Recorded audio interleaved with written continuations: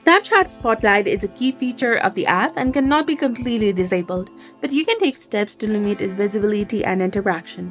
And here's how you can manage your experience with Spotlight on Snapchat. So first of all, you can avoid viewing the Spotlight content. When using the Snapchat application, refrain from swiping up from the main camera screen as this will take you to the Spotlight. Also skip the Spotlight stories. If you accidentally see Spotlight content, simply swipe down or exit the screen. Or you can also customize your Snapchat experience. Focus on your friends' stories and the Discover tab for curated content. Avoid clicking on the Spotlight thumbnails in the Discover feed. You can also adjust content preferences. You can hide unwanted content. If you encounter a video in Spotlight that you dislike, press and hold on to it and then click on Hide.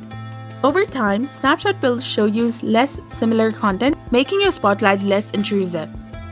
And you can also limit data usage to restrict Spotlight. Spotlight needs an internet connection to load videos. Limiting Snapchat's data usage can help prevent Spotlight content from preloading.